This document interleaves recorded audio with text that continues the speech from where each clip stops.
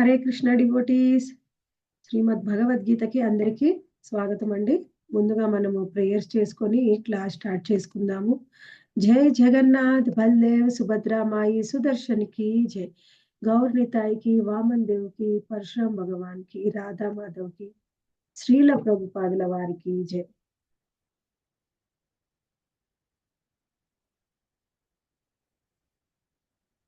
ఓం అజ్ఞానతిమిరాంధస్య జ్ఞానాంజనశలాకయా చక్షురున్మిలితం యేన తస్మై శ్రీగురవే నమః.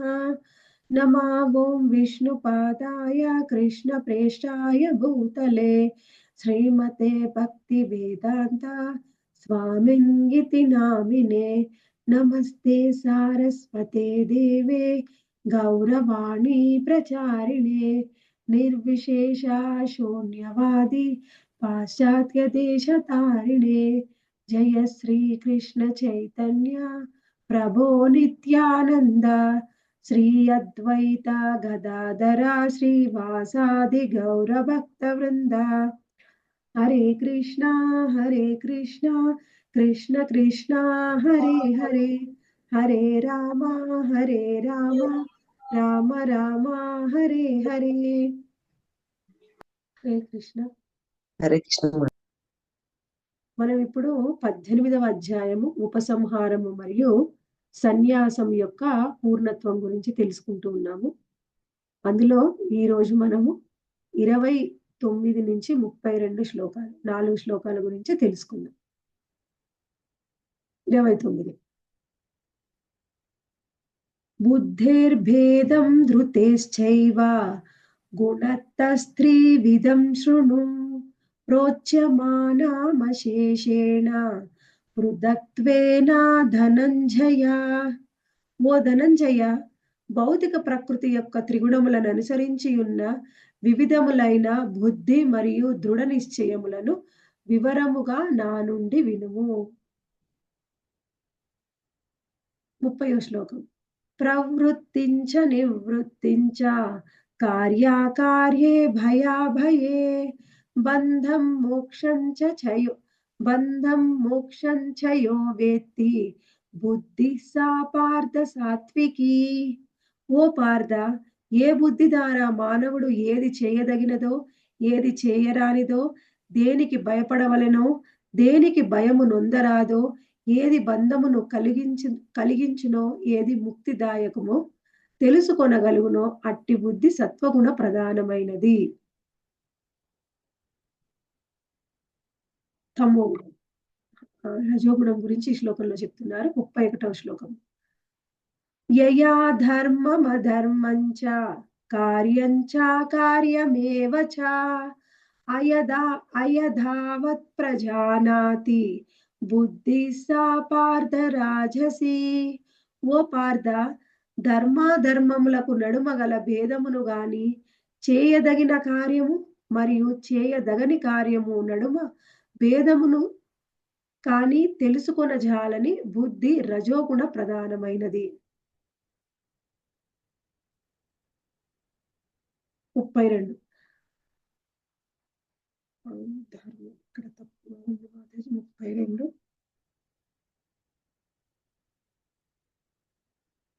ఆధర్మం ధర్మమితియ మన్యతే తమసావృత సర్వార్థాన్ విపరీతాంశ్చ బుద్ధి సా పార్థ తామసి.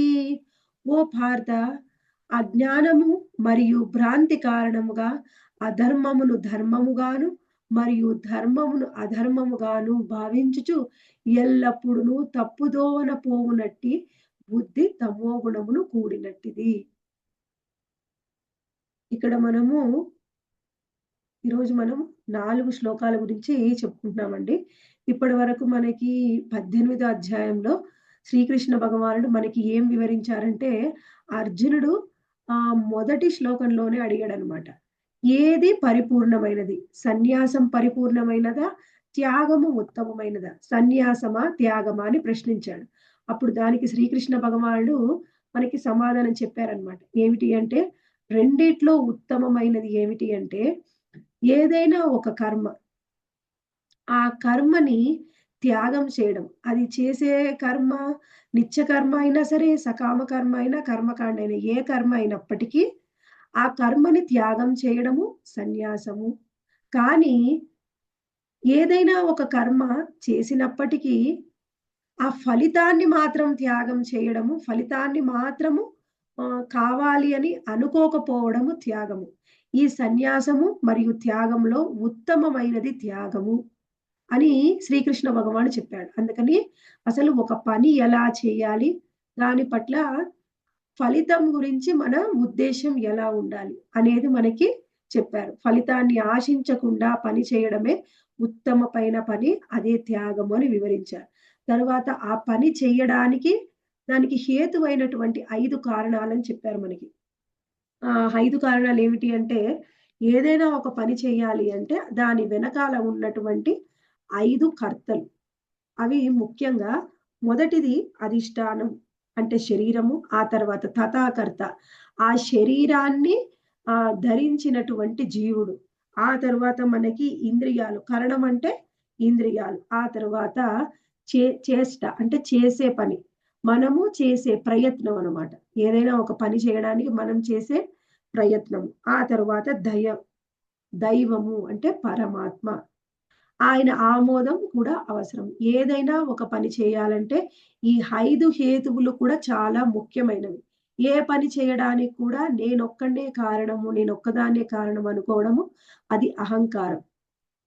అందుకనే మనకు చెప్తూ ఉంటారు భగవద్గీతలో ఏమంటారు? అహంకార విమూఢాత్మ కర్తాహమితి మన్యతే. ఎవరైతే అహంకారంతోని ఏదైనా ఒక పని నేనే చేస్తున్నాను అని అనుకుంటారో వాళ్ళు బంధంలో ఇరుక్కుంటారు. అందుకని మనము ఏ పని చేసినప్పటికీ దాని వెనకాల మూల కారణం ఉన్న 5 హేతుల్ని గూడా అర్థం చేసుకోవాలి. ఆ తర్వాత శ్రీకృష్ణ భగవానుడు మనకి జ్ఞానం, జ్ఞేయం మరియు పరిజ్ఞాత గురించి వివరించారు. అందులో భాగంగానే ఆ జ్ఞానము, జ్ఞేయము, పరిజ్ఞాత ఇవేమిటి అంటే జ్ఞానము అంటే మనము పొందేటటువంటి జ్ఞానం. మనం ఏదైనా ఒక నాలెడ్జ్ పొందామంటే అది జ్ఞానం. ఆ తరువాత జ్ఞేయము అంటే ఆ జ్ఞానం ఎందుకు పొందుతున్నాము? ఏం తెలుసుకోవడానికి పొందుతున్నాము? అది జ్ఞేయము. పరిజ్ఞాత అంటే ఈ జ్ఞానాన్ని తెలిసినవాడు. ఆయనే పరిజ్ఞాత. ఆ విషయాన్ని వివరించిన తర్వాత మనకి అసలు జ్ఞానము 3 గుణాల్లో ఉంటుందని, జ్ఞానము సత్వగుణము, రజోగుణం, తమోగుణంలో ఉంటుందని జ్ఞానం గురించి వివరించాడు. ఆ తరువాత ఒక కర్మ అంటే ఒక చేసే పని 3 గుణాల్లో ఉంటుందని, మళ్ళీ సత్వ, రజస్, తమో గుణాల్లో కర్మ గురించి వివరించాడు. తర్వాత కర్త గురించి కూడా 3 గుణాల్లో వివరించారు. ఇప్పటి వరకు మనకి 28వ శ్లోకం వరకు. ఆ తర్వాత మనకి వివరిస్తూ ఉన్నారు. 29వ శ్లోకంలో అసలు బుద్ధి ఎలా ఉండాలి? బుద్ధి గురించి, నిశ్చయం గురించి మనకి ఇప్పుడు 29 నుంచి 32 వరకు వివరిస్తున్నారు. చూడండి శ్రీకృష్ణ భగవానుడు ఏ విధంగా తీసుకొని వెళ్తున్నారు. అంటే భగవద్గీతలో ఓవరాల్‌గా మనము దాన్ని అర్థం చేసుకోకుండా కనుక ఏదో శ్లోకము దాని మీనింగ్ చదివామనుకోండి ఏమనిపిస్తుందంటే కొంతమందికేమో అర్థం కాదు. అర్థం అయింది అనుకున్న వాళ్ళకేమో అంతా ఒకటే విధంగా అనిపిస్తుంది. ఇంకా కొంతమందికేమో ఆ ఉన్న విషయాన్ని సరిగ్గా అర్థం చేసుకోవడం రాదు. అది భగవద్గీత అనేది ఎంత నిగూఢమైన సత్యం అంటే, మనకి శ్రీమద్ భాగవతం కానీ, భగవద్గీత కానీ ఒక్కొక్క శ్లోకాలకి 100 మీనింగ్స్ చెప్పొచ్చంట. మనకి చైతన్య మహాప్రభు చెప్తారు. ఒక్కొక్క శ్లోకానికి 100 రకాలుగా మనము దాన్ని అర్థం చేసుకోవచ్చు. సంస్కృత పదాలలో ఒక్కొక్క పదానికి ఒకటే అర్థం ఉండదు. ఎన్నో రకాల అర్థాలుంటాయి. అందుకని ఇక్కడ అసలు చూడండి కృష్ణ భగవానుడు ఎలా తీసుకొని వెళ్తున్నాడు. ఆయన ఎలా చెప్తున్నాడు, ఎలా జ్ఞానాన్ని ఇస్తున్నాడు అనేది మనం అర్థం చేసుకోవాలి. అయ్యో! ఈ గుణాల గురించి మేము ఇంతకుముందు శ్లోకాల్లో, అధ్యాయాల్లోనే విన్నాం కదండీ! అంటే వినవచ్చు. కానీ 18వ అధ్యాయంలో ఎలా చెప్తున్నారంటే ఇంతవరకు నేనేం చెప్పానో మీకు ఈజీగా అర్థం కావాలి అని మనకు చెప్తున్నారనమాట. అలా ఒక్కొక్క దాని గురించి వివరిస్తూ ఈరోజు బుద్ధి మరియు నిశ్చయం గురించి వినండి అని 29వ శ్లోకంలో చెప్తున్నారు. అయితే ఇవన్నీ కూడా ఇప్పటి వరకు మనము తెలుసుకున్నవన్నీ కూడా ఒక పని ఎలా చేయాలి అనేది తెలుసుకున్నాం. 3 గుణాలలో కర్త ఎలా చేస్తాడు? కర్మ ఏమిటి? జ్ఞానం ఏమిటి? అవన్నీ తెలుసుకున్న తర్వాత ఇప్పుడు చెప్తున్నారు బుద్ధి మరియు నిశ్చయం. ఈ 2 అతి ముఖ్యమైనవి. ఎందుకంటే మనము మన ఆలోచన విధానం బుద్ధి అంటే ఏమిటి? ఆలోచన విధానం. మన ఆలోచన విధానం ఏ విధంగా ఉంటుంది అనే దాన్ని బట్టే మనము ఎలాంటి పని చెయ్యాలో నిర్ణయం చేసుకుంటాం. దాన్ని బట్టే మన భవిష్యత్తు అనేది ఆధారపడి ఉంటుంది. మనం ముఖ్యంగా మనమందరం కూడా స్పిరిచ్యువల్‌గా గ్రో అవ్వాలి అనుకుంటున్నాం. ఆధ్యాత్మికంగా పురోగతి చెందాలి అని అనుకున్న వాళ్ళకి బుద్ధి అనేది చాలా ముఖ్యమైన భూమిక పోషిస్తుంది. ఆ బుద్ధిని బట్టే మన నిశ్చయం అనేది ఉంటుంది. అందుకని బుద్ధి చాలా ముఖ్యమైనది. అయితే ఏ విధంగా మనము ఆలోచిస్తున్నాము అనేది చాలా ముఖ్యం. దాన్ని బట్టే మనం ఆధ్యాత్మిక పురోగతి అనేది. ఎవరికైతే ఆధ్యాత్మికంగా పురోగతి చెందాలనుకుంటున్నారో, ఈరోజు చెప్పే బుద్ధిని గురించి శ్రద్ధగా వినండి. ఇప్పుడు నేను మళ్ళీ మీకు శ్లోకం చూపించి ఒకసారి చెప్తాను.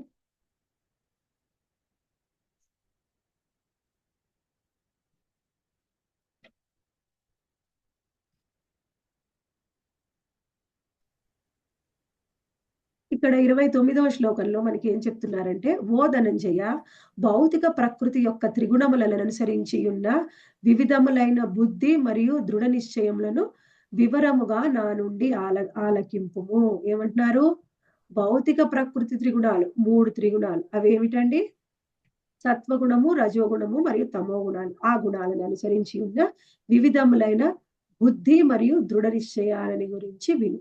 ఎందుకంటే మనము ఏదైనా ఒక విషయాన్ని చూసినప్పుడు మనం ఎలా ఆలోచిస్తాం?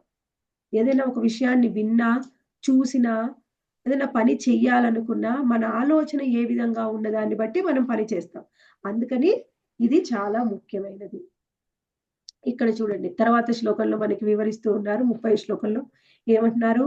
"ఓ పార్థ ఏ బుద్ధి ద్వారా మానవుడు ఏది చేయదగినదో, ఏది చేయరానిదో, దేనికి భయపడవలెనో, దేనికి భయము నొందరాదో, ఏది బంధమును కలిగించునో, ఏది ముక్తిదాయకమో తెలుసుకొనగలుగునో అట్టి బుద్ధి సత్వగుణ ప్రధానమైనది."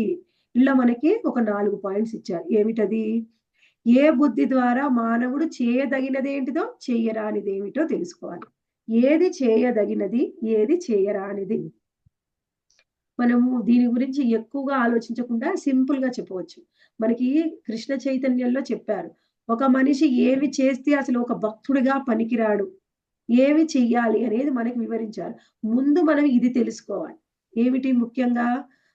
ఎవరు కూడా ఒక భక్తిలో పురోగతి చెందాలనుకున్న వాళ్ళు 4 నియమాలని పాటించాలి. అవేమిటి? బ్రహ్మచర్యము, ఆ తరువాత అంటే అభద్ర స్త్రీ సాంగత్యము లేకపోవడము, మాంసాహారము భుజించకపోవడము, మత్తు పదార్థాలు స్వీకరించకపోవడము, దానితో పాటుగా జూదం ఆడకూడదు. ఇవి మినిమమ్ అన్నమాట. ఇవి ఎవరు కూడా చెయ్యకూడదు. ఇంకా మనకి ఏం చెప్తున్నారు నియమాలు? అవి చెయ్యకూడదు. ఎవరైతే చెయ్యకూడదు అన్న పని చేస్తారో ఖచ్చితంగా వాళ్ళు బంధంలో ఇరుక్కుంటారు. తర్వాత మనము ఎందుకంటే చాలా మందికి ఒక పని చూస్తే మనకి బయటికి చూస్తేనేమో అది కరెక్ట్‌గా అనిపిస్తుంది. కానీ మనము దాన్ని కరెక్ట్‌గా అర్థం చేసుకుంటే అది 100% తప్పుగా అనిపిస్తుందనమాట. మనము చూసే దాన్ని బట్టి ఉంటుంది. ఆహ్, పర్స్పెక్టివ్ అనేది మనం చూసే విధానాన్ని బట్టి మారిపోతుంది.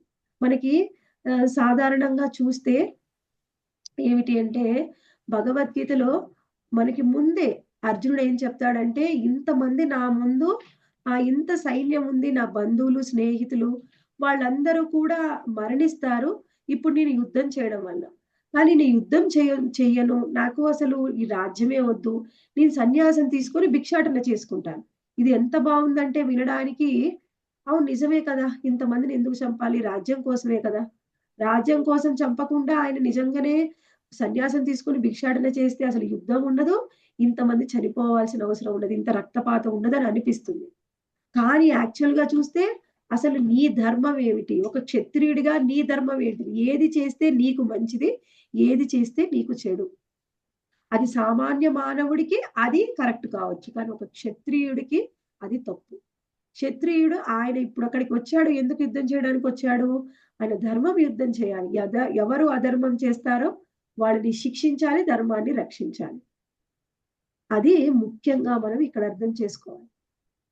అందుకని ఏది ధర్మము, ఏది అధర్మము తెలిస్తే మనం ఏ పని చెయ్యాలి, ఏ పని చెయ్యకూడదో తెలుస్తుంది. మనకసలు ధర్మం అంటే ఏమిటి? ఒకటే మనం అర్థం చేసుకోవాలి. భగవద్గీతలో శ్రీకృష్ణ భగవానుడు ఏం చెప్పాడు? ధర్మంతు సాక్షాత్ భగవత్ ప్రణీత. భగవంతుడు ఏం చెప్తే అదే ధర్మము. శ్రీకృష్ణ భగవానుడు చెప్పిందే ధర్మం. భగవద్గీత మొత్తం చెప్పిందెవరు? శ్రీకృష్ణ. అందుకే ఆయన చెప్పిందే ధర్మం. అప్పుడు మనం భగవద్గీత చదివితే మనకు తెలుస్తుంది. ఏ పని చెయ్యాలి, ఏ పని చెయ్యకూడదు. తర్వాత మనకేం చెప్తున్నారు? దేనికి భయపడవలెనో, దేనికి భయము నొందరాదో. దేనికి భయపడాలి, దేనికి భయపడకూడదు అనేది ఎవరికీ తెలియడం లేదు. ఎంత మనము ఎలా దేనికి భయపడుతున్నారంటే, మనము ఎప్పుడైనా పుస్తకాలను వితరణ చేయడానికి వెళ్ళినప్పుడు, భగవద్గీత తీసుకోమంటే కూడా భయపడే వాళ్ళున్నారు. లేదండి. మా ఇంట్లో మాకు రీతి లేదండి. రివాజు లేదండి. మేము భగవద్గీత తీసుకోమండి. మా ఇంట్లో భగవద్గీత పెట్టుకుంటే అది మాకు మంచిది కాదండి. మాకు కలిసి రాదండి. అలా భయపడుతున్నారు.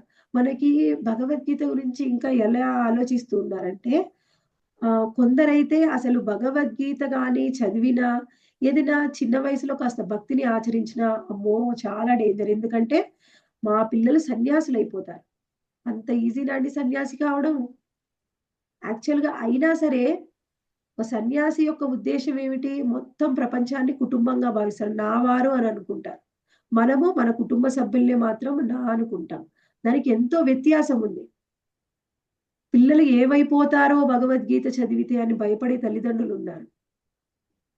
వాళ్ళకి దేనికి భయపడాలో, దేనికి భయపడకూడదో తెలియదు.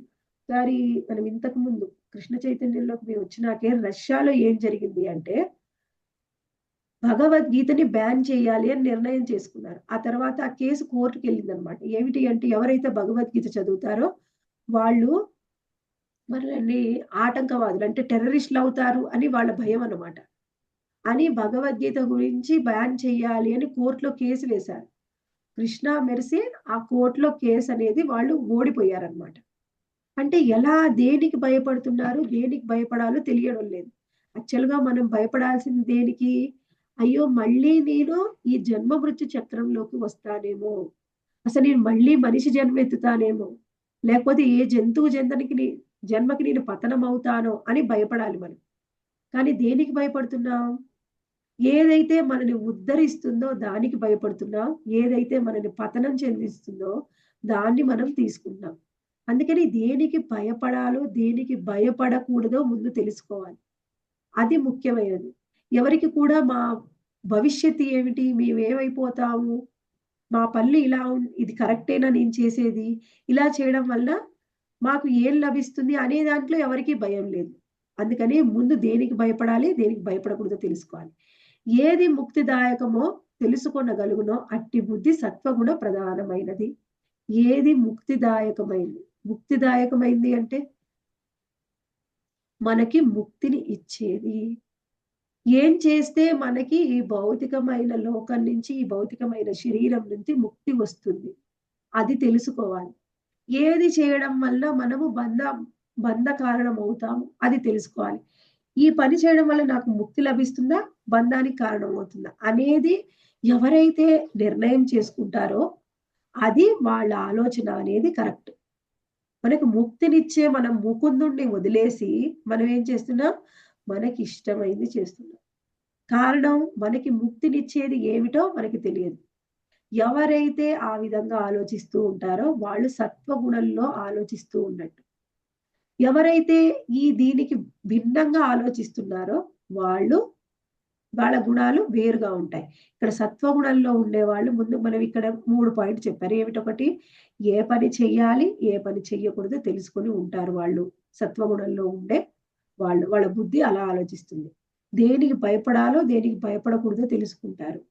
ఇంకొకటి ఏది బంధాన్ని కలిగిస్తుంది, ఏది ముక్తి కలిగిస్తుంది అనేది తెలుసుకొని ఉంటారు. ఆ తర్వాత ఇది సత్వగుణంలో ఉన్నటువంటి కర్త యొక్క బుద్ధి ఈ విధంగా ఉంటుంది. నెక్స్ట్ 31. ఓ పార్థ ధర్మాధర్మములకు నడుమ గల భేదము గాని, చేయదగిన కార్యము మరియు చేయదగని కార్యమునకు నడుమ భేదమును గాని తెలుసుకొన జాలని బుద్ధి రజోగుణ ప్రధానమైనది. ఏమిటి? ధర్మాధర్మాల నడుమ భేదము అనేది తెలియదు. చాలా మందికి అసలు ఏది ధర్మము, ఏది అధర్మము అనేది తెలియదు. ఆ భేదం తెలియకుండా ఉంటారు. ధర్మాధర్మాలకి భేదం ఎందుకు తెలీదు? ఎందుకంటే ఆహ్, ఇప్పుడు మనం చెప్పాం.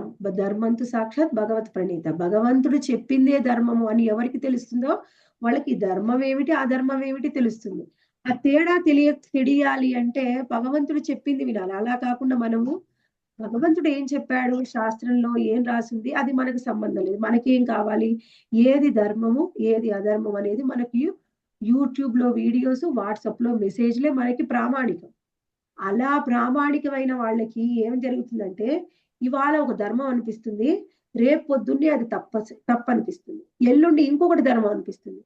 అంటే మనకు ఏది ధర్మమో, ఏది అధర్మమో 4 రోజులకు ఒక ఒపీనియన్ మారుతుందన్నమాట. అలా మారేది ధర్మం కాదు ఎప్పుడైనా. ఏదైనా ఒకటి చెప్పారు అంటే అది ఇప్పుడైనా, రేపైనా, ఎల్లుండైనా, ఇంతకు ముందైనా అది కరెక్ట్‌గా సత్యమే అయ్యుండాలి. లేకపోతే అది అధర్మమే. 2 రోజులకు ఒక ధర్మాన్ని మారుస్తున్నారు అంటే వాళ్ళు అధర్మం చేస్తున్నారు అని అర్థం. మొన్న ఆహ్, ఒక సంఘం ఉందండి. వాళ్ళు ఎక్కువగా ఆ సంఘంలో వాళ్ళది ఒక విధానం అన్నమాట. ఆధ్యాత్మిక విధానం అని భ్రమపడుతూ ఉంటారు. అయితే ఆ విధానంలో వాళ్ళేం చేస్తారంటే అందరూ కూడా వివాహాలు చేసుకోరు. వివాహాలు చేసుకోకుండా బ్రహ్మచారులుగానే ఉండిపోవాలి. యువతులైనా, యువకులైనా. అది వాళ్ళ ధర్మము అని ఎన్నో రోజులు చెప్పారు. తరువాత మళ్ళీ మధ్యలో ఇంకొకళ్ళు చెప్తున్నారు. వాళ్ళది ఇది కరెక్ట్ కాదు. ఎందుకంటే ఎవరు కూడా వివాహం చేసుకోకుండా ఉండలేరు కాబట్టి, ఈ మధ్య కొంచెము మార్పులు చేశారు. ఇప్పుడేమిటి అంటే విధానం ఎవరైనా వివాహం చేసుకోవచ్చు. ఇంతకు ముందే వివాహం చేసుకున్నప్పటికీ వాళ్ళిద్దరు అన్నా చెల్లెలుగా ఉండాలి. ఇప్పుడు మాత్రము లేదండి వివాహం చేసుకోవచ్చు. ఇప్పుడు కొంచెం రూల్స్ మార్చారు. ఎందుకంటే అలా ఎవరు ఉండలేరు గదా! ఎవరు రావట్లేదు గదా! ఇప్పుడు. అందుకని మార్చారు. అలా ఎలా మారుస్తారు? నువ్వు ధర్మం అని ఒకప్పుడు నమ్మావంటే ఇప్పుడు కూడా అది ధర్మమే. రేపు కూడా ధర్మం అయ్యుండాలి.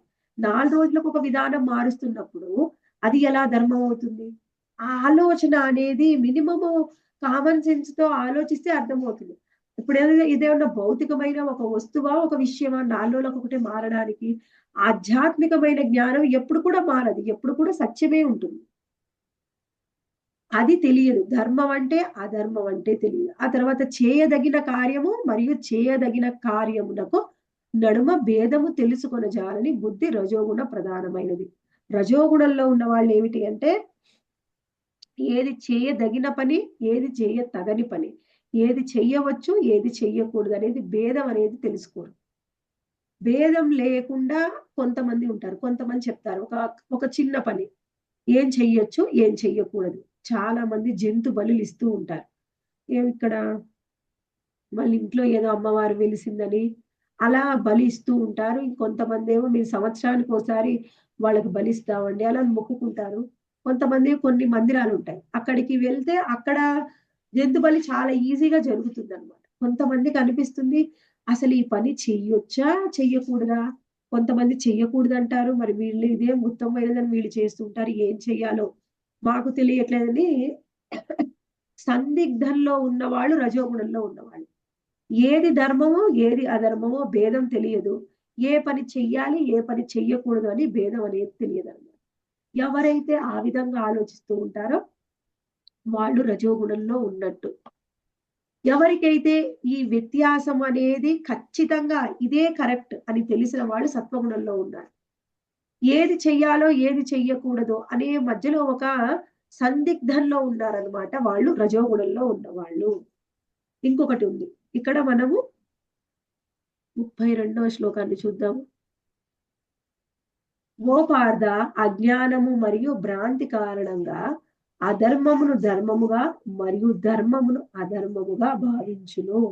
ఎల్లప్పుడూ తప్పుదోవన పోవునట్టి బుద్ధి తమోగుణమును కూడినట్టిది." ఇక్కడేమిటి వాళ్ళకేమో రజోగుణంలో ఉన్న వాళ్ళకి ధర్మం ఏమిటి, అధర్మం ఏమిటి తెలియదు. ఎందుకంటే సందిగ్ధంలో ఉన్నారు, అయోమయంలో ఉన్నారు. కానీ వీళ్ళేమనుకుంటారంటే తమోగుణంలో ఉన్నవాళ్ళు అజ్ఞానం మరి భ్రాంతి కారణంగా అధర్మమే ధర్మము అనుకుంటారు, ధర్మాన్ని అధర్మం అనుకుంటారు. 100% వాళ్ళకి డౌట్ ఏం లేదనమాట. ఇంకా 100% కరెక్ట్‌గా క్లారిఫై చేసేసుకున్నారు మైండ్‌లో. అందుకనే వాళ్ళు ఎవరేం చెప్పినా వినకుండా యథేచ్ఛగా వాళ్ళకిష్టమైనట్టుగా జంతు బలులు చేస్తూ ఉంటారు. వాళ్ళకి ఎంతో ప్రియం అది. ఎన్ని సార్లు విన్నా మాంసాహారం భుజించకూడదు అని చెప్పినా మాంసాహారాన్ని భుజిస్తూ ఉంటారు. అదొక్కటే కాదు. మనం ఇంకా ఎన్నో చెప్తారు. ఒక స్త్రీకైనా, ఒక పురుషుడికైనా ఈ మనకి వర్ణాశ్రమ ధర్మం అనేది ఉంది. ఎవరు ఏం చెయ్యాలి అని ఖచ్చితంగా తెలిసుండాలి. బ్రాహ్మణులు ఏం చేయాలి, క్షత్రియులు ఏం చేయాలి, వైశ్యులు, శూద్రులు. అది జ్ఞానం లేదు. అది గుణరీత్యా మనం మారుతుంది. కానీ వీళ్ళు ఎలా ఉన్నప్పటికీ అజ్ఞానంలో, భ్రాంతిలో వాళ్ళు ఒకటి నిజమైతే ఇంకొకటి నిజం అనుకుంటారు. మనం ఉదాహరణకి తీసుకుంటే ఒకటి జంతు బలులు మనం ఎక్కువగా చేస్తూ ఉంటారు. ఇంకొకటి ఏమిటంటే అతి అతి ఉత్తమమైనది అసలు మనం శాస్త్రాన్ని ఏ విధంగా అర్థం చేసుకుంటున్నాము, దాన్ని బట్టే మనము ధర్మాన్ని ధర్మంగా చూస్తాం. అధర్మాన్ని అధర్మంగా చూస్తాం. లేపోతే దాన్ని మార్చుకొని చూసేస్తామనమాట. మనకి ఎప్పుడు కూడా మనం ఒకటి ముఖ్యంగా చెప్తూ ఉంటాం. భగవద్గీతలో అయినా, శ్రీమద్ భాగవతంలో అయినా శ్రీకృష్ణ భగవానుడు దేవాది దేవుడు అని చెప్పినప్పటికీ చాలామంది ఆయనకు రూపం ఉందండి. ఆయన వ్యక్తిత్వం ఉంది. ఆయనకి ఎన్నో గుణాలు ఉన్నాయి. ఎన్నో ఆహ్, అతి విలక్షణమైన ఆహ్, ఎంతో గొప్పవైన గుణాలు శ్రీకృష్ణ భగవానుడికున్నాయి. ఆ గుణాల చేత అంటబడడు కాబట్టి ఆయన్ని నిర్గుణుడు అంటాం. అంతేకాని కొంతమంది మాయావాదులు ఏం చెప్తారంటే భగవంతుడి గుణాతీతుడు. ఆయనకి గుణాలుండవు. నిర్గుణుడాయన. మరి అలాంటప్పుడు ఒక్కొక్కసారి మనము అడిగితే మనకు మధ్వాచార్య అడిగారనమాట. ఏమిటి అంటే మన భగవంతుడికి గుణాలు లేవన్నప్పుడు, మరి మొత్తము వేదాలన్నీ కూడా భగవంతుడిని కీర్తించాయి గదా! మరి దేన్ని బేస్ చేసుకొని కీర్తించాయి? ఆయనకి ఏదో ఒక గుణం ఉంటే కదా! ఆ గుణాన్ని మనము కీర్తించగలం. ఏ గుణమే లేనప్పుడు ఆయన్ని దేని మీద బేస్ చేసుకొని కీర్తిస్తున్నాం? అంటే ఇది మీరు చెప్పేది తప్పు అని ఖండించారనమాట. భగవంతుడికి కొంతమందేమో ఈ మాయావాదులు, నిరాకారవాదుల్ని చూస్తే కొంతమందుంటారు. అయ్యో! కొంతమందేమో భగవంతుడికి రూపం ఉందంటారండి. కొంతమందేమో రూపం లేదంటారండి. నిరాకార బ్రహ్మమే అంటారు. అసలు అది కరెక్టో, ఇది కరెక్టో మాకు తెలియడం లేదు అని రజోగుణంలో ఉన్న వాళ్ళు ఆలోచిస్తూ ఉంటారు. ఈ తమో గుణంలో ఉన్న వాళ్ళకైతే ఇక ఆలోచన లేదు, ఏం లేదనమాట. వాళ్ళు ఫిక్స్ అయిపోతారు. ఏం ఫిక్స్ అవుతారు? మేం చేసేదే కరెక్టు. మేము ఆలోచించేదే కరెక్టు. ఇంక అని ఫిక్స్ అవుతూ ఉంటారు. అలా వాళ్ళు అజ్ఞానంలో ఎలా ఉంటారంటే భగవంతుడికి రూపం లేదు అని ఫిక్స్ అయిపోతారు. ఎవరైతే ఆ విధంగా రూపం లేదు అని భగవంతుడికి ఆలోచిస్తూ ఉన్నారో వాళ్ళు అజ్ఞానంలో, భ్రాంతిలో ఉన్నారు. వాళ్ళని ఎవరు రక్షించలేరు. యథార్థాన్ని వాళ్ళ కళ్ళు యథార్థాన్ని చూడలేవు. అందుకని వాళ్ళకిష్టమైంది చూసి వాళ్ళకిష్టమైందే నిజము అని అనుకుంటారు. ఏమిటి? అసలు మనం దేనికి భయపడాలి అంటే, మనం భవిష్యత్తు ఎలా ఉంటుంది? నేను ఎటువంటి జన్మ నాకు లభిస్తుంది? నేను భగవంతుడికి దగ్గరవుతానా లేదా అని దానికి భయపడాల్సింది ఆ జ్ఞానం భగవద్గీతలో ఉంటే, భగవద్గీతని చదవడానికి, భగవద్గీతని వినడానికి, భగవద్గీత పుస్తకం వాళ్ళ ఇంట్లో ఉంచుకోవడానికి భయపడుతూ ఉంటారు. ఇంకొకటేమిటంటే ఆశ్చర్యకరమైన విషయం కొంతమంది మాకు ఏమంటారంటే, మాకు మా ఇంట్లో తులసిని పూజించేది లేదండి, రీతి లేదండి అని చెప్తూ ఉంటారు. అంటే ఏమిటి? అసలు యాక్చువల్‌గా ఉన్న నిజమేమిటి? మనమేమనుకుంటున్నాం. అంటే ఎవరికి ఇష్టమైంది, ఎవరికి ఏది తోస్తే అది నిజమనుకుంటారు. యాక్చువల్‌గా ఏమిటి తులసిని ఖచ్చితంగా పూజించాలి. తులసిని పూజించొద్దు అని ఆచారం ఉంది అని అదే మంచిది. అదే మాకు మంచి చేస్తుంది. ఒకవేళ పూజిస్తే మా పెద్దవాళ్ళు చెప్పిన దానికి అది విరుద్ధం అవుతుంది గదండీ! అందుకని మాకు భయం. ఆ విధంగా ఆలోచిస్తూ ఉంటే మనం ఎప్పటికి జ్ఞానాన్ని పొందుతాం? భగవద్గీతనే అంగీకరించని వాళ్ళు భగవంతుడికి సంబంధించిన జ్ఞానం ఎలా పొందుతారు? అలా చాలా మంది ఉన్నారనమాట. ఇంకొక కొత్తది ఏమిటి అంటే, ఎవరైనా వాళ్ళ ఇంట్లో మరణించినప్పుడు వాళ్ళేం చేస్తారంటే, సంవత్సర కాలం అసలు నేను పూజనే చెయ్యనంటారు. సంవత్సర కాలము ఆ దేవుడి రూమ్‌కి తాళం వేసేస్తారనమాట. అసలది ఎంత అజ్ఞానము! ప్రతి ఒక నిమిషం కూడా భగవంతుడిని తలుచుకోకుండా, ఆయన స్మరించుకోకుండా ఉండొద్దని చెప్తుంటే, సంవత్సర కాలము దేవుడు మందిరానికి ఆల్‌మోస్ట్ తలుపే సరిగ్గా తీయరనమాట. అంటే ఏమిటి? నువ్వన్నీ తాగుతావు, తింటావు, తిరుగుతావు, అన్ని ఫంక్షన్‌లకెళ్తావు, అన్నీ చేస్తావు. మరి అప్పుడంత మైలలో గనక మనం ఉన్నట్టయితే, మరి వేరే వాళ్ళ ఇంటికి ఫంక్షన్స్‌కెలా ఎళ్తారండి? ఎళ్ళంది ఎవరు? మైల ఎన్ని రోజులంటే 11 రోజులే పాటిస్తారు. 11 రోజులు, 12 రోజులు. మిగిలిన తర్వాత వాళ్ళు ఎక్కడికంటే అక్కడికి వెళ్తారు. కానీ దేవుడికి పూజ చెయ్యరు. ఎందుకు అంటే, దేవుడికి పూజ చేయాల్సిన అవసరం ఏమిటి? పూజ చేయడం వల్ల మాకొచ్చేదేమిటి? అన్నీ బానే ఉన్నాయి కదా! అన్నీ బానే సాగుతున్నాయి. ఇంకా మంచిగా ఒక 1 ఇయర్ చేయకూడదు అంటే మంచిగా మనము తప్పించుకోవచ్చు. అలా ఈ విధంగా ఆలోచిస్తూ ఉంటారు. దీన్ని బట్టి మనకి అసలు ధర్మం ఏమిటి? అధర్మం ఏమిటి? తెలుసుకోలేని స్థితిలో ఎక్కువగా ఉండి, వాళ్ళు ఎప్పుడు కూడా తప్పుదోవ పడుతూ ఉంటారు. వాళ్ళు తప్పుదోవ పడుతూ ఉంటారనమాట. ఇక్కడ మనము ఇంకా కొన్ని అసలు ఎవరిని నేను మొన్న శని దేవాలయానికి వెళ్ళానండి. అక్కడ పుస్తకాలను వితరణ చేయడానికి. వితరణ చేయడానికి వెళ్తే, అక్కడ ఒక పూజారి ఉన్నాడు.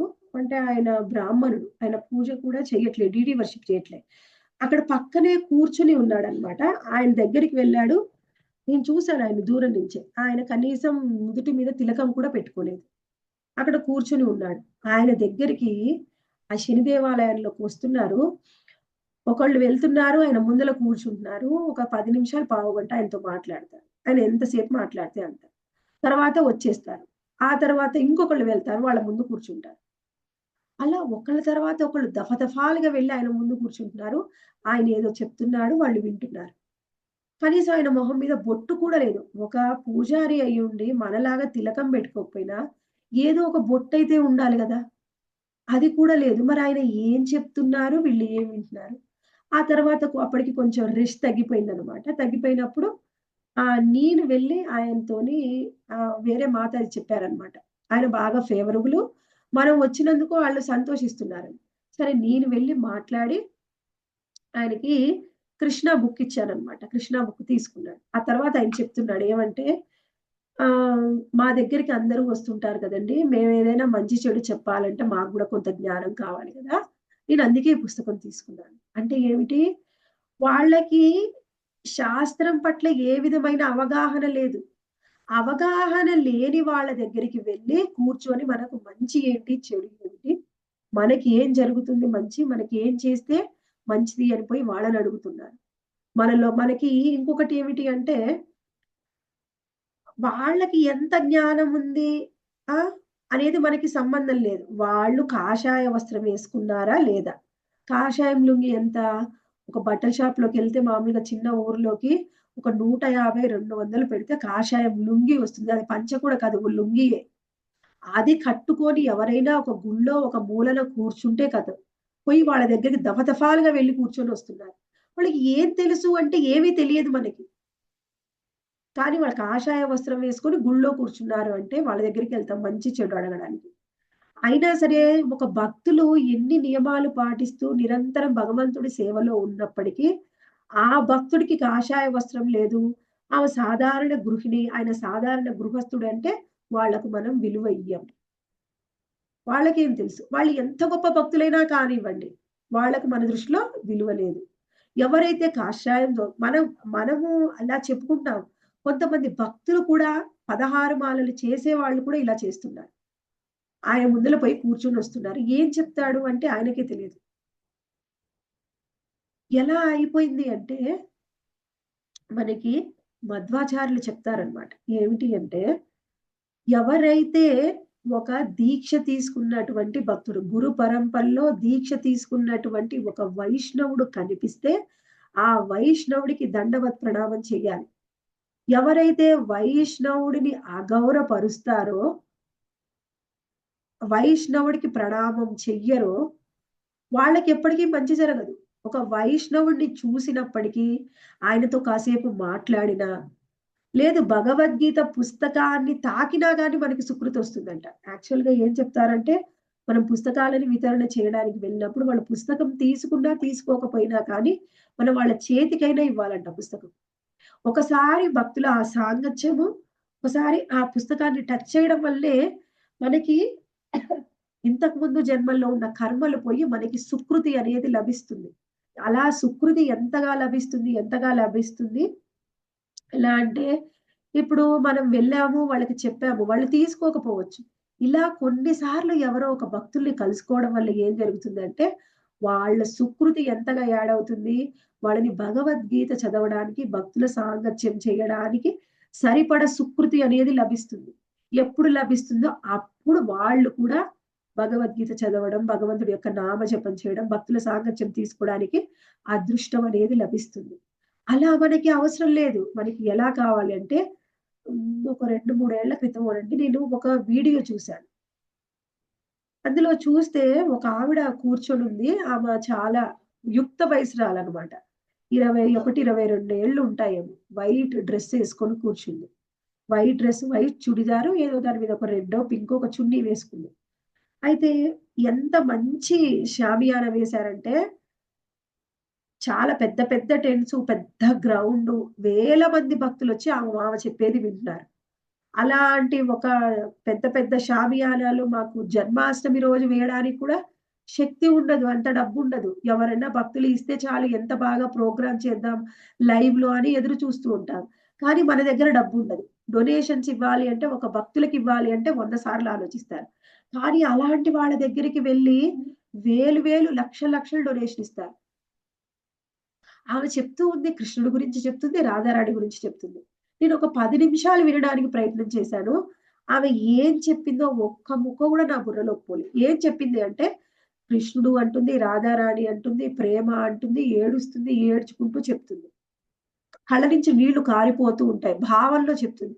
కానీ మీరు గంట సేపు వినండి ఆమె ఏం చెప్పింది అంటే, అందులో ఒక సెంటెన్స్ చెప్పలేరు. ఏదో చెప్తుంది. నోటికి ఏదొస్తే అది చెప్తారు. కృష్ణుడు, రాధ అంటే చాలు. అలాంటి వాళ్ళని అనుసరించే వాళ్ళు ఉన్నారు. కానీ శుద్ధ భక్తులు మన కళ్ళ ముందే శుద్ధ భక్తులు అంటే సాధక భక్తులు అండి మనము. శుద్ధ భక్తులు కలుసుకునేది అరుదుగా మనకలాంటి అవకాశం లభిస్తుంది. సాధక భక్తులైనా మన ముందు అన్ని నియమాలు పాటిస్తూ, వాళ్ళు సేవ చేస్తూ, వాళ్ళ వాళ్ళు ఎలా విధంగా భగవంతుడికి సేవ చేయాలి అని మనకి పరంపరలో ఉన్న జ్ఞానాన్ని ఇస్తున్నప్పటికీ, ఈ జ్ఞానం మీద కానీ మనకి నమ్మకం లేదు. ఇప్పుడు మనం ఏదైనా చెప్తున్నామంటే సాధకులుగా, ఇది చెప్పేది ఎవరు కూడా ఒక సాధారణ భక్తులు కాదు. ఇది చెప్పేది శ్రీల ప్రభుపాదుల వారు. శ్రీల ప్రభుపాదుల వారు చెప్పే భగవద్గీతలోంచి మనం ఒక 4 మాటలు చెప్తున్నాం. అంటే ఏమిటి? మనము ప్రభుపాదుల వారి సాంగత్యం తీసుకుంటున్నాం. ఇప్పుడు భగవద్గీత చదవడము, భాగవతం చదవడం అంటే, మనం తీసుకునే సాంగత్యం ఆ భక్తులది కాదు. ప్రభుపాదుల వారి సాంగత్యం. ప్రభుపాదుల వారు చెప్పింది మనము దాన్ని కేవలం రిపీట్ చేస్తున్నాము. అంటే ఏమిటి? సాంగత్యం ప్రభుపాదుల వారితో.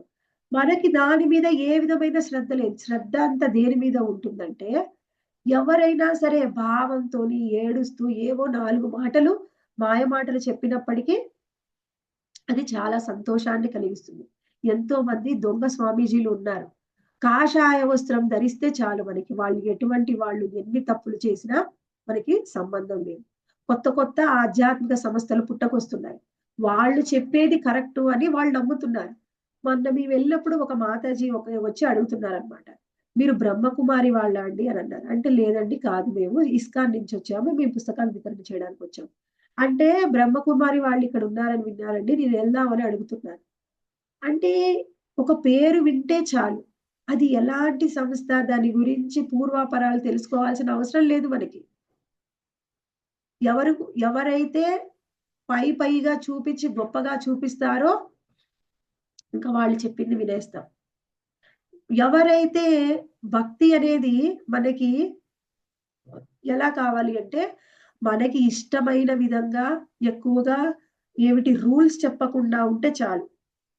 ఏమిటి ఏదైనా ఒక పూజ చెయ్యమ్మా, ఆ! ఈ దోషం నీకుంది, ఈ దోషం పోతుంది. మనం ఎవ్వరి ముందరైనా వెళ్లి కూర్చోండి. నీకు ఈ దోషం ఉంది, నీకు ఈ దోషం ఉంది. నువ్వు ఈ పూజ చెయ్యి, ఆ పూజ చెయ్యి నీకు పోతుందని చెప్పాను. ఎక్కడికైనా వెళ్ళండి. నీకు దోషం ఉందా? లేదా? అనే దాంతో సంబంధం లేదు. మనం వెళ్లి కూర్చున్నాము అంటే మనకేదో దోషం వచ్చేస్తుంది. కానీ ఒక భక్తుడి దగ్గరికెళ్లి అడిగితే ఎలాంటి సీరియస్ కండిషన్ వాళ్ళు క్యాన్సర్ 4థ్ స్టేజ్‌లో ఉన్న భక్తుడి దగ్గరికైనా అలాంటి వాళ్ళైనా వెళ్లి ఒక భక్తుడిని అడిగితే నేనేం చెయ్యాలి ఇప్పుడు? నువ్వేం చెయ్యవసరం లేదు. చాంటింగ్ చెయి. హరే కృష్ణ మహామంత్రాన్ని జపించు. అదేమిటి నాకింత కష్టం ఉంటే మీరేదో ఒక పూజలు చెప్పరు, ఒక శాంతులు చెప్పరు. మాకేమైనా పూజలు, ఏదైనా శాంతి, గ్రహ పూజలు ఏవైనా చేస్తే ఒక గొప్ప పూజ చేస్తే కదా మాకు మంచి జరిగేది. అలాంటివి కావాలి. నువ్వు రోజు భగవంతుడి యొక్క నామాన్ని స్మరించు. మాకవసరం లేదు. ఎందుకంటే అది మనం రోజు చెయ్యాలి కదా! మనకదొద్దు. డబ్బులియ్యాలి, ఏదైనా పూజ చెయ్యాలి, ఆ రోజుతోనే అయిపోవాలి. రేపటి నుంచి ఇంక నేనెంత సుఖంగా ఉండాలి, ఎంత సంతోషంగా ఉండాలి. చాలా మంది భక్తుల్ని చూసి భయపడుతూ ఉంటారనమాట. వాళ్ళ భయమేమిటి అంటే, అయ్యో! మేమెక్కడ ఎంజాయ్‌మెంట్ మిస్ అయిపోతామేమో! మేమెంతో ఎంజాయ్ చేయాలి. ఎవరో మొన్న వాట్సాప్‌లో అది స్టేటస్‌లలో ఒకసారి చూసానండి నేను. జీవితం ఐస్ క్రీమ్ లాంటిదంట. కరిగిపోకముందే తినేయాలి. అదొక స్లోగన్. అంటే ఏమిటి? జీవితం అనేది మన ఆయుష్ అయిపోకముందే మనం అనుభవించేయాలి. ఏం అనుభవించేయాలి అంటే, ఒక సినిమాకి వెళ్ళాలి, ఒక మాల్‌కి వెళ్ళాలి, ఒక పబ్‌కి వెళ్ళాలి. అక్కడ ఏదో ఒక ఎంజాయ్‌మెంట్. వెళ్ళండి మీరు. అక్కడ ఏ ఎంజాయ్‌మెంటు ఉండదసలు. వెళ్లి వచ్చిన తర్వాత మనం ఏం పొందాము అంటే అది ఏమి అర్థం కాదు. కానీ వాళ్ళకి రోజు వెళ్ళినా అది తాపత్రయం అనేది తగ్గిపోదనమాట. అలాంటి విషయాల మీద మనం సమయాన్ని వెచ్చిస్తే, నువ్వు ప్రతిరోజు వెళ్ళినా కానీ నీ మనసుకి సంతృప్తి అనేది రాదు. ఆ సంతృప్తి రాక వాళ్ళు దాంట్లోనే సంతృప్తి కోసం వెళ్లి ప్రతిరోజు అక్కడే ఉండి సమయాన్ని వృధా చేసుకుంటూ ఉంటారు. కానీ ఇలా ఎవరైతే ఈ విధంగా ఏది మంచి, ఏది చెడో తెలియట్లేదు. దేనికి భయపడాలో, దేనికి భయపడకూడదో తెలియట్లేదు. వాళ్ళెందుకు భయపడుతున్నారంటే, అయ్యో! మేమెక్కడ మా సుఖాల్ని, సంతోషాల్ని కోల్పోతామేమో. మీరేం భక్తులండి? మీకు ఏమి తినడం రాదు, తాగడం రాదు. వీళ్ళేం భక్తులు. వాళ్ళకేం కావాలంటే వాళ్ళకది భయం. కానీ ఒక భక్తుడి యొక్క భయమేమిటి? అయ్యో! నేను మళ్ళీ ఇక్కడికే ఈ భౌతిక లోకానికి వచ్చి జన్మమృత్యు చక్రంలో చిక్కుకొని, మళ్ళీ లేకపోతే జంతు జన్మొస్తుందో, లేకపోతే మళ్ళీ మనిషి జన్మొస్తుందేమో అని మన భయం. భగవంతుడికి దూరమైపోతామేమో, ఆయన ధామానికి వెళ్ళమేమో అని మన భయం. ఎవరైతే దీనికి భయపడతారో వాళ్ళు సత్వగుణంలో ఉన్నట్టు, ఎవరైతే భౌతిక సుఖాలకి కోల్పోతాము అని భయపడుతున్న వాళ్ళు తమోగుణంలో ఉన్నవాళ్ళు. రజోగుణంలో ఉన్న వాళ్ళకసలు ఏది మంచి, ఏది చెడో తెలియక సందిగ్ధంలో ఉంటారు. ఈ తమోగుణంలో ఉన్న వాళ్ళకి ఎప్పుడు కూడా మంచి, చెడు అనేది తెలియదు. బుర్రకి ఏది తోస్తే అది చేస్తూ ఉంటారు. ఎక్కువగా నేను వింటూ ఉంటాను. మీరెవరైనా అడిగారనుకోండి, ఏదైనా ఒక చిన్న ప్రాబ్లమ్ చెప్పండి చాలు. వాళ్ళేమంటారంటే, "మీరు ఆ ఫలానా మందిరం ఉంది. ఆ ఫలానా మందిరానికి వెళ్తే వాళ్ళు ఎంత బాగా చెప్తారో మన జాతకం." మన జాతకం ఉన్నది ఉన్నట్టు చెప్తారక్కడ. నేను చాలా మందిని చూసాను. జాతకం చూస్తారు. ఉన్నది ఉన్నట్టు చెప్తారు. నీ భవిష్యత్తు ఏమిటో కూడా చెప్తారు. దానివల్ల మనకేంటి లాభం? మన జాతకం మారితే కదా మనకి లాభం. ఎవరైనా సరే ఏదైనా మన భవిష్యత్తు ఏం జరుగుతుందో చెప్పొచ్చు. కానీ దాన్ని మార్చలేనప్పుడు తెలుసుకోవడం వల్ల ఏమి లాభం? మార్చగలిగితే కదా లాభం. నీకు రేపొద్దున్నే నాకు యాక్సిడెంట్ అయిద్దని నా జాతకంలో ఉందనుకోండి. నేను పోయి తెలుసుకున్నాను. అమ్మ పలానా రోజు నీకు యాక్సిడెంట్ అవుతుంది. నువ్వు చెప్పావు దానివల్ల నాకేం లాభం? నువ్వు యాక్సిడెంట్ కాకుండా నన్నేమన్నా కాపాడగలవా? కాపాడలేనప్పుడు ఆ జ్ఞానం ఎందుకు? ఏదైనా ఒక సమస్య ఉందంటే అక్కడికి వెళ్ళండి. ఆయన బాగా చెప్తారు. ఏం చెప్తారాయన? నీ జాతకాన్ని ఎవ్వరు మార్చలేరు. మార్చగలిగింది ఎవరు అంటే కేవలం శ్రీకృష్ణ భగవానుడు. భక్తియుత సేవ భగవంతుడికి సేవ చేయడం ద్వారా అసలు మన జాతక చక్రాన్నే మార్చగలం. మన జాతక చక్రం పూర్తిగా మారిపోద్ది. మనకి ఎన్ని సమస్యలు ఎంత ఘోరమైన సమస్యలు ఉండనియండి. జాతకాన్నే మార్చగలరు ఆయన. కొన్ని సార్లు ఆయన మార్చకపోవచ్చు. కారణం ఏమిటి అంటే మనకి అందులోనే మంచి ఉంది. నువ్వు కొంత కర్మ ఉంది. అది అనుభవించడం వల్ల నువ్వు భక్తిలో పురోగతి చెందుతావని భగవంతుడు అనుకోవచ్చు. ఏదైనా సరే మనకి భగవంతుడే ఇస్తాడు. ఎవరు సామాన్యమైన వ్యక్తులు వాళ్ళ ఏదో కొన్ని సిద్ధులు పొందడం వల్ల, మన జాతక చక్రాన్ని చూడడం వల్ల, జ్యోతిష్ శాస్త్రంలో ప్రావీణ్యం ఉండడం వల్ల, మన జాతకం చెప్పగలరు, భవిష్యత్తు చెప్పగలరేమో. కానీ దాన్ని మార్చలేరు. మార్చగలిగింది కేవలము శుద్ధ భక్తులకు కూడా శక్తి సామర్థ్యాలుంటాయి. నారద మహాముని ఎంతో మంది జాతకాలను మార్చేశాడు. మృగారి జీవితం ఎలా ఉండాల్సింది వేటగాడిది ఒక భక్తుడిగా మార్చేశాడు. అలా అటువంటి శక్తి భగవంతుడికి ఉంటుంది. భగవంతుడి యొక్క శుద్ధ భక్తులకు ఉంటుంది. వాళ్ళ సాంగత్యం తీసుకోవాలి. ప్రభుపాదుల వారి సాంగత్యం తీసుకుంటే ఇటువంటి శుద్ధ భక్తుల సాంగత్యం ఏమిటి? భగవద్గీత రోజు చదివితే చాలు. ఆయన యొక్క భాష్యం చదివితే చాలు మన జాతకం మారిపోతుంది. అది కాని మనకి కావాల్సింది నీ జాతకం ఎలా ఉందో చెప్పేవాళ్ళ వల్ల మనకి ఏంటి లాభం? వాళ్ళ గురువెవరు ఉండదు. ఏ సంప్రదాయం ఉండదు. వాళ్ళ నోటికి ఏదొస్తే అది చెప్తూ ఉంటారు. అలాంటి వాళ్ళని ఎవరైతే అటువంటి వాళ్ళని నమ్ముతారో అది తమో గుణమైన బుద్ధి. తమో గుణంలో ఉన్నటువంటి వ్యక్తి బుద్ధి ఆ విధంగా ఉంటుంది. ఆ విధంగా ఆలోచిస్తూ ఉంటారు. ఎప్పుడు కూడా మన ఆలోచన ఎలా ఉండాలి అంటే భక్తులని అప్రోచ్ అవ్వాలి. ఎవరైతే కరెక్ట్‌గా విధి విధానాలు పాటిస్తున్నారో భక్తులు అంటే అందరూ కూడా భక్తులే అవుతారు. కానీ అందరిని మనము వెళ్లి అడగకూడదు. ఎవరైతే భక్తిలో వాళ్ళు పరంపరలో ఉంటారో, గురువును పొంది ఉంటారో, వాళ్ళ దగ్గరికి వెళ్లి మీరు ఏదడిగినా మీరు బయటికి వెళ్ళినప్పుడు వైష్ణవులు కాకుండా బయట వాళ్ళు ఎవరు కూడా అసలు గురువు కావడానికి, ఆచార్యులు కావడానికి అనర్హులు. వాళ్ళకి అర్హతే లేదు. వైష్ణవులు మాత్రమే గురువు అవ్వడానికి అర్హత ఉన్నవాళ్ళు. వైష్ణవులు కాని వాళ్ళ దగ్గరికి మీరు వెళ్లి ఏది అడిగినప్పటికీ వాళ్ళు మిమ్మల్ని మోసం చేయడానికే. వాళ్ళని వాళ్ళు మోసం చేసుకోవడం, మనని మోసం చేయడం అంతే. వైష్ణవులని వాళ్ళు సాధారణంగా మీకు కనిపించినప్పటికీ వాళ్ళ దగ్గరికి వెళ్లి సాంగత్యం తీసుకుంటే మన జీవితం మారిపోతుంది. నేను నిన్న మా సెంటర్‌కి ఒక మాతాజీ వస్తుంటారు. ఆ మాతాజీ వచ్చిన కొత్తలో ఫేస్ అంతా డల్‌గా ఉండేదనమాట. కొన్ని రోజులొచ్చారంతే. ఆ తర్వాత మేమెక్కడైనా సేవకు వెళ్తుంటే మాతో పాటు తీసుకెళ్ళామనమాట. కొన్ని రోజులు సేవకొచ్చారు. ఇప్పుడు ఆ మాతాజీ ఫేస్ ఎప్పుడు కూడా ఆమె యాక్చువల్‌గా స్మైలింగ్ ఫేస్. ఎప్పుడు నవ్వు ముఖం కానీ నవ్వే ఉండేది కాదు. ఇప్పుడు మొన్న 2 వారాల నుంచి చూస్తే ఎప్పుడు ఆమె మొఖం మీద స్మైలే. కానీ ఆమె భౌతికంగా ఆమె పరిస్థితులేమైనా మారాయంటే ఏం మారలేదు. కానీ ఎప్పుడు స్మైలే కనిపిస్తుంది ఫేస్. ఎవరైతే కృష్ణుడి యొక్క సాంగత్యంలోకొస్తారో వాళ్ళ జీవితంలో సమస్యలే తీరిపోవచ్చు. సమస్యలు ఉన్నప్పటికీ వాళ్ళవి ఏవి అసలు పట్టించుకోరనమాట. ఉన్నవి అనే భావనే ఉండదు వాళ్ళకి. వాళ్ళ జీవితం అంతా కూడా ఇంక పూర్తిగా ఆనందమయం. కృష్ణుడి యొక్క సాంగత్యం, కృష్ణ భక్తుల యొక్క సాంగత్యంలోకొస్తే వాళ్ళ జీవితం మారిపోతుంది. కృష్ణుడి యొక్క సాంగత్యం, ఆయన భక్తుల సాంగత్యం అంటే, ఆయన చెప్పిన భగవద్గీత, ఆయన గురించిన భాగవతం. ఆ సాంగత్యం మనం ప్రతిరోజు తీసుకోవాలి. దానితో పాటుగా అతి ముఖ్యమైనది. ఎందుకంటే, నిన్న ఒక మాతాజీ చెప్తున్నారనమాట ఒక చిన్న పిల్లవాడికి. శ్లోక చదవమంటే శ్లోక రావట్లేదు. ఎంత చెప్పినా శ్లోక పలకడం రావట్లేదు. అయితే మాతాజీ సింపుల్‌గా చెప్తున్నారు. "నువ్వు రోజు పొద్దున్నే హరే కృష్ణ మహామంత్రం 11 సార్లు చెప్పు. నీకొక 2 వారాల్లో నీకు శ్లోకం పలకడం వస్తుంది" అని. అంటే ఏమిటి? మన దగ్గర ఏ సామర్థ్యం లేకపోయినా, ఏది చెయ్యడం రాకపోయినప్పటికీ ప్రతిరోజు హరే కృష్ణ మహామంత్రాన్ని జపిస్తే మనకి ఎంత శక్తి సామర్థ్యాలు పెరిగిపోతాయంటే మనని చూస్తే మనకే ఆశ్చర్యం అనిపిస్తుందనమాట. అదేమిటి నేను ఇంతకుముందు నాకసలు ఏమీ రాదు. నాకు ఏమీ తెలియదు. నేను కొంత సేవ చెయ్యగలుగుతున్నాను. ఈ శక్తి నాకెక్కడి నుంచి వచ్చింది అంటే ఆ నామం నుంచి వస్తుంది. శక్తి అనేది నామం నుంచి వస్తుంది. నామం భగవంతుడి యొక్క నామం. హరే కృష్ణ మహామంత్రం. ఎవరైతే ప్రతిరోజు హరే కృష్ణ కృష్ణ కృష్ణ హరే హరే, హరే రామ రామ రామ హరే హరే. ఎవరైతే జపిస్తూ ఉంటారో ఇప్పటి వరకు మనం ఏం తెలుసుకున్నాం? 18వ అధ్యాయంలో కృష్ణుడు మనకు చెప్తున్నాడు. ఒక కర్త ఏ విధంగా ఆయన పనులని చేస్తూ ఉంటాడు 3 గుణాల్లో. ఒక పని, ఒక కర్మ ఎలా చేస్తూ ఉంటారు 3 గుణాల్లో. ఒక జ్ఞానం ఏమిటి 3 గుణాల్లో. ఈరోజు తెలుసుకున్నాం బుద్ధి ఏమిటి 3 గుణాల్లో. ఏం తెలుసుకుంటున్నాం మనం అంటే జ్ఞానం తెలుసుకుంటున్నాం. జ్ఞానము తెలుసుకోవడం వేరు, దాన్ని ఆచరించడం వేరు.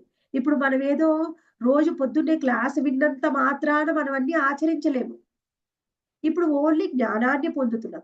ఆచరణ ఎప్పుడు సాధ్యమవుతుంది అంటే, ఎవరైతే హరే కృష్ణ మహామంత్రాన్ని ప్రతిరోజు జపిస్తారో, వాళ్ళకి తెలుసుకున్న జ్ఞానాన్ని వాళ్ళ జీవితంలో ఆచరణలో పెట్టడానికి శక్తి సామర్థ్యాలు వస్తాయి. శక్తి సామర్థ్యాలేమి ఊరికే వచ్చేవండి. ఎంతమంది ఎన్ని వాట్సాప్‌లలో మెసేజ్‌లు, యూట్యూబుల్లో వీడియోలు వినంగానే శక్తి సామర్థ్యాలు రావు. హరే కృష్ణ మహామంత్రం ఒక మాలైనా చెయ్యండి. ఎక్కువగా డివోటీస్‌ని అడుగుతుంటే చెప్తుంటారనమాట. కొంతమంది పిల్లలు కొన్ని రోజులు చాంటింగ్ చేస్తారు. తర్వాత మానేస్తారు. ఎవరైనా డివోటీని అడగండి, మరి మా పిల్లలు ఇలా ఉన్నారంటే అని అడిగితే రోజు చాంటింగ్ చేస్తున్నారా? చేస్తే కనీసం ఒక మాలైనా చేస్తే ఇన్ ఫ్యూచర్ లో అయినా వాళ్ళు మారుతారు. ఒక్క మాలైనా చెయ్యకపోతే వాళ్ళని ఎవరు మార్చలేరు. హరే కృష్ణ మహామంత్రం జపిస్తే అది ఎంత శక్తినిస్తుందంటే మనకి, పూర్తిగా మనము ఇప్పుడు మనకి పూర్తిగా మారిపోతాం. ఎలా అంటే కొన్ని సార్లు చూస్తూ ఉంటాం. వెనకట సినిమాల్లో చూసేవాళ్ళనమాట. ఒక వ్యక్తి శరీరాన్ని వదిలేసి ఇంకొక వ్యక్తిలోకి ప్రవేశిస్తాడు. దాన్ని ఏమనేవాళ్ళంటే పరకాయ ప్రవేశం. అలా అసలు మనం వేరుగా మారిపోతాం అన్నమాట. ఎలా మారిపోతాము అంటే ఆ శక్తి అనేది ఆ భగవంతుడి యొక్క నామంలో ఉంది. భగవంతుడి నామాన్ని జపిస్తే ఇప్పుడు మనం తెలుసుకున్నాం. సత్వగుణము, రజోగుణం, తమోగుణంలో బుద్ధి. తెలుసుకోగానే సరిపోదు కదా! దాన్ని ఆచరించాలి. ఆచరించే శక్తి మనకి నామం ఇస్తుంది. ఎవరైతే హరే కృష్ణ మహామంత్రాన్ని ప్రతిరోజు భక్తి శ్రద్ధలతోని జపిస్తారో, వాళ్ళ ఎలా అంటే వాళ్ళు భక్తిలో ఎలా పురోగతి చెందుతారు అంటే, ఇంకా వాళ్ళు మనం ఎక్కువగా చెప్తూ ఉంటాం గదా! మనం ఎక్కడికైనా వెళ్ళాలి అంటే ఎలా వెళ్ళాలి? మనము ఫ్లైట్‌లో వెళ్ళిన దాంతో సమానం. ఫ్లైట్ కూడా సరిపోదు. రాకెట్‌లో వెళ్ళిపోతామనమాట. అంత ఫాస్ట్‌గా పురోగతి ఉంటుంది. జపం చేస్తున్నానండి నేను సరిగ్గా నామం పలకకుండా నామం ఒకసారి పలుకుతుంటే ఎంత శ్రద్ధగా పలుకుతున్నా మన నామాన్ని మనం వినాలి. హరే కృష్ణ మహామంత్రం జపిస్తూ ఉంటే మనకి 3 నియమాలు చెప్తూ ఉంటారు. ఆ 3 నియమాలని ఎవరైనా ఖచ్చితంగా పాటించాలి. మనని మనం చెక్ చేసుకోవాలి. నేను కరెక్ట్‌గా పాటిస్తున్నానా లేదా? మొదటిది ఏమిటి? ఉచ్చారణ సరిగ్గా ఉండాలి. హరే కృష్ణ, హరే కృష్ణ. మనమేం అంత స్లోగా చెప్పక్కర్లే. హరే కృష్ణ, హరే కృష్ణ, కృష్ణ కృష్ణ హరే హరే, హరే రామ, హరే రామ, రామ రామ హరే హరే. మధ్యలో పాజ్ ఉండాలి. ఖచ్చితంగా నామాన్ని పలకాలి. రెండవది ఏం చేయాలి? మనం చెప్పే నామాన్ని మనమే వినాలి. కొంతమంది చెప్తూ ఉంటే నేను చూస్తూ ఉంటాను. చాంటింగ్ చేస్తూ ఉంటారు, క్లాస్ వింటూ ఉంటారు. పక్కనోళ్ళతో మాట్లాడుతూ ఉంటారు. అది కాదు నామం అంటే. మనం చెప్పే నామాన్ని మనము శ్రద్ధగా వినాలి. ఇంకొకటి చాంటింగ్ చేస్తుంటే ఎవరినో తలుచుకోండి, భగవంతుడిని తలుచుకోండి, భగవంతుడి లీలలు స్మరించండి. ఏమీ చెయ్యకూడదు. కేవలం నామాన్ని వినాలి అంతే. ఎవరైతే ఖచ్చితంగా ఈ 3 నియమాల్ని పాటించాలి. నామము గట్టిగా చెప్పాలి. రెండవది నామము స్పష్టంగా చెప్పాలి. నామాన్ని పలకాలి. పలికింది శ్రద్ధగా వినాలి. ఇంకా మూడో ఆలోచన చెయ్యకూడదు. ఎవరైతే ఇలాంటి నియమాల్ని పాటిస్తూ శ్రద్ధగా నామాన్ని జపిస్తారో కొన్ని రోజులు మనం ఎక్కువగా చూస్తూ ఉంటాం. 3 నెలలు, 6 నెలలు చాలు. ఎవరి సాంగత్యమైనా తీసుకుంటే 6 నెలల్లో వాళ్ళు వీళ్ళవుతారు, వీళ్ళు వాళ్ళవుతా ఉంటారు అని తెలుగులో ఒక సామెత ఉంది. మనము భగవంతుడి నామం జపిస్తున్నామంటే డైరెక్ట్‌గా భగవంతుడి యొక్క సాంగత్యం తీసుకుంటున్నాం. మనని పూర్తిగా మార్చేస్తుంది. ఆ నామం ఎంత శక్తివంతమైందంటే భగవంతుడిలో ఉండే గుణాలు మనకొస్తాయి. భగవంతుడిలో ఉండే పవిత్రత మనకొస్తుంది. ఏ విధంగా భగవంతుడు ఎంత కరుణతోని ఏ జీవిని ఎలా చూస్తాడో అంత కరుణ మనలో వస్తుంది. భగవంతుడిలో ఎన్నో గుణాలుంటాయి. ఎవరు ఎంత తప్పు చేసినా ఆయన కోప్పడరు. ఆయన కోప్పడితే అసలు మనం ఇలా ఉండేవాళ్ళం కాదు. అటువంటి ఎన్నో గొప్ప గుణాలు మనలో వస్తాయి. కేవలం నామం. నామాన్ని శ్రద్ధగా జపిద్దాం. ఈ భగవద్గీతలో ఇప్పుడు తెలుసుకుంటున్నాం. ఈ గుణంలో ఉన్నాం, ఆ గుణంలో ఉన్నాం అని. అసలు ఈ గుణాలే మనకుండవు. గుణాతీతం అయిపోతాం. కేవలం హరే కృష్ణ మహామంత్రము మరియు భక్తుల యొక్క సాంగత్యం, శుద్ధ భక్తుల సాంగత్యం. భగవద్గీత, భాగవతాన్ని ప్రతిరోజు శ్రవణం చేయడము మరియు కీర్తనం అంటే ప్రతిరోజు చదవడం. శ్రవణ కీర్తనాల ద్వారా మనము ఉన్నతమైన భక్తులుగా మారగలం. అది తప్ప వేరే మార్గమే లేదు. వేరే మార్గం ఎవరైనా ఉంది అని చెప్తే ఏమిటి? ఏవో పూజలు, ఏవో గ్రహశాంతులు, దోషాలు ఎవరైనా చెప్తే వాళ్ళు మనని మోసం చేస్తున్నారు అంతే. అలాంటి అవేమిటి అంటే మనకేదో ఒక పని జరగాలి అంటే ఒక గవర్నమెంట్ ఎంప్లాయీ దగ్గరికెళ్లి లంచం ఇవ్వడం లాంటిదన్నమాట. లంచం వల్ల ఏం జరుగుతుంది? ఆ టయానికి మనకు పని జరగొచ్చేమో కానీ తర్వాత మనం ఇరుక్కోవచ్చు కూడా. లంచం ఇవ్వొద్దు మనం. కరెక్ట్‌గా మనం కరెక్ట్ దారిలో వెళ్దాము. కొంచెం సమయం పడుతుంది. కానీ పూర్తిగా మన జీవితం మారిపోతుంది. అలా ప్రతిరోజు హరే కృష్ణ మహామంత్రాన్ని జపిస్తూ మనము కూడా శుద్ధ భక్తులుగా మారడానికి ప్రయత్నం చేయాలి. హరే చెప్తారు కదా! వేటాడడం అనేది. జంతువులని అవును వధించకూడదు మాతాజీ. కదా అని. క్షత్రియుడి యొక్క ధర్మం వేట అని చెప్తారు. కానీ క్షత్రియుడికి అది ధర్మము. వేరే వాళ్ళకి ఎవరికి కూడా వేరే అంటే బ్రాహ్మణులకు కానీ, వైశ్యులకి, శూద్రం అది ధర్మం కాదు. కానీ వేట అనేది ఒక జంతువుని చంపినప్పుడు అది ఎలా ధర్మం అవుతుంది అని మనకు సందేహం. ఈరోజు మీ ప్రశ్న అదే కదా మాతాజీ. యాక్చువల్‌గా అవును. యాక్చువల్‌గా ఏమిటంటే అది అధర్మమే. కానీ ఒక క్షత్రియుడు ఎప్పుడు కూడా శత్రువులని ఓడించవలసి ఉంటుంది. శత్రువులని ఓడించినప్పుడే వాళ్ళ రాజ్యాన్ని ఆయన సంరక్షించుకోగలడు. ప్రజల్ని సంరక్షించగలడు. అయితే ఏమిటి మరి యుద్ధం ఎప్పుడొస్తుంది అంటే ఎప్పుడో యుద్ధము అసలు రాకపోవచ్చు. ఒక 10 సంవత్సరాలు కూడా ఏ యుద్ధం రాకపోవచ్చు. అలాంటి సమయంలో సడెన్‌గా ఏదైనా యుద్ధం రావచ్చు. అప్పుడు మరి ఎవరితో యుద్ధం చేయాలి? ఎలా మరి వాళ్ళ రాజ్యాన్ని కాపాడాలి అంటే సాధన అనేది అవసరం. ఎవరినైనా శత్రువుని ఓడించాలి అంటే మనం ఏ పని చేయడానికైనా సాధన అవసరం. కొన్ని సంవత్సరాలు యుద్ధం లేకపోతే వాళ్ళకి సాధన అనేది ఉండదు. వాళ్ళు సాధన చేయడం కోసము వాళ్ళు జంతువులని వేటాడుతూ ఉంటారనమాట. అది అనేది ఒక క్షత్రియుడు ఒక పులిని కానీ, సింహాన్ని కానీ వేటాడాడు అంటే అది కష్టము. అతి కష్టమైన విషయాన్ని సాధించడం ద్వారా ఆయనకి సాధన అనేది ఉంటుంది. ఏమిటి అంటే అది ఉత్తమమైన దాని కోసము మనం ఏం చేస్తాము అంటే ఉత్తమమైన కార్యము రాజ్యంలో ఉన్నటువంటి ఎంతో మంది ప్రజలు ఆ రాజ్యాన్ని రక్షించడం అనేది ఎంతో ఉత్తమమైనది. దాని ముందు ఒక పులిని కానీ, ఒక సింహాన్ని కానీ, ఒక జింకని కానీ వేటాడడం అనేది అల్పమైన విషయం అన్నమాట. క్షత్రియుడికి ఆ ట్రైనింగ్ అనేది అవసరం కాబట్టి అది వాళ్ళకి ధర్మం మాతాజీ. మిగిలిన వాళ్ళు ఎవరు చేసినా అది అధర్మమే. ఇప్పుడు యాక్చువల్‌గా ఒక పాముని చంపితే తప్పు. ఏ జీవిని కూడా హింస చెయ్యకూడదు. కానీ అదే పాము ఎవరిదైనా దగ్గరకొచ్చిందనుకోండి, మన ఇంటికొచ్చిందనుకోండి పాము, ఏం ఉమ్. చేస్తాము? చంపేస్తారు. భయంతో. ఎందుకు లేకపోతే అది మనల్ని చంపుతుంది. యాక్చువల్‌గా మనం భయంతో పాముని కూడా ఒక అడవిలోనో, దారిలోనో వెళ్తుంటే పాము కనిపిస్తే ఎవరైనా చంపుతారా? దాని చంపరు. దారిన కానీ మన వెళ్ళిపోతుంది. ఇంటికొస్తే చంపుతారు. అప్పుడు ధర్మం అవుతుంది. నీకు హాని చేయడానికి అది ప్రయత్నిస్తుందేమో అని భయంతో చంపితే అది ధర్మం. కానీ లేకపోతే అధర్మం. వీళ్ళు వేటాడడం వల్ల వాళ్ళకు శత్రువులని వేటాడడానికి వాళ్ళకి ప్రాక్టీస్ అవుతుందన్నమాట. అందుకని వాళ్ళకి ధర్మం మాటిచ్చి. హరే కృష్ణ. మాతాజీ ఇంకో చిన్న సందేహం. అంటే నాకు తెలిసిన శూద్రులు ఉంటారు కదా, అంటే వైష్ణవులు బ్రాహ్మణులు కాకుండా శూద్రులు ఏమంటారంటే అది ఓన్లీ బ్రాహ్మణులకే మాంసం అనేది తినకూడదని ఉంది, ఇది కూడా ధర్మమే కదా, అంటే శూద్రులు తినొచ్చు తినకూడదని ఏం లేదు అని నాతో ఒకళ్ళు డిస్కషన్ జరిగింది మాతాజీ అప్పట్లో. అప్పట్లో డిస్కషన్ జరిగితే మాతాజీ భగవద్గీతలో చూపించండి కృష్ణుడు ఏం చెప్పాడు. నేను అదే చెప్పాను మాతాజీ వాళ్ళకి.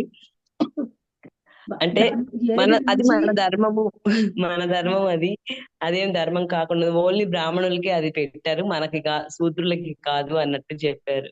అంటే నేను చెప్పాను మాతాజీ మనకి ఆల్టర్నేటివ్ ఉంది కాబట్టి మనం తినకూడదు అనేసి. ఒకటి ఎవరికైతే ఏదైతే ఇష్టమో మాతాజీ ఆ పని చేయడానికి వాళ్ళు ఎన్నో రకాల మార్గాల్ని వెతుక్కుంటూ ఉంటారు. అదే అందులో మార్గమే ఇది కూడా అన్నమాట. ఏమిటి వాళ్ళ జిహ్వ చాపల్యాన్ని సంతృప్తి పరచుకోవడానికి. అది వాళ్ళు తినాలనుకుంటారు కాబట్టి ఓన్లీ అది బ్రాహ్మణులకే ఆ నియమం, మనకు లేదు అని చెప్తూ ఉంటారు. కానీ భగవద్గీతలో కృష్ణుడు ఏం చెప్పాడు? కేవలము మాంసం తినడం కాదు. ఆ మాంసాన్ని అంటే ఏదైనా జంతువుని బలి చేసిన వాళ్ళు, ఆ బలి చేసిన తర్వాత దాన్ని రవాణా వండి చేసిన వాళ్ళు, దాన్ని అమ్మిన వాళ్ళు, దాన్ని వండిన వాళ్ళు, వడ్డించిన వాళ్ళు, తిన్న వాళ్ళు వీళ్ళందరికీ 7గురికి పాపం వస్తుంది. అది హరే కృష్ణ చెప్పడానికి ప్రయత్నం చేయండి మాతాజీ. మాతాజీ. మరి తిని కొంతమంది మానేసిన వాళ్ళు ఉంటారు కదా మాతాజీ, వాళ్ళకి తిని కొంతమంది మానేస్తే వాళ్ళు భక్తులు అవ్వాలి మాతాజీ. భక్తులు అవుతే కృష్ణుడు భగవద్గీతలో చెప్పాడు. ఏం చెప్పాడు?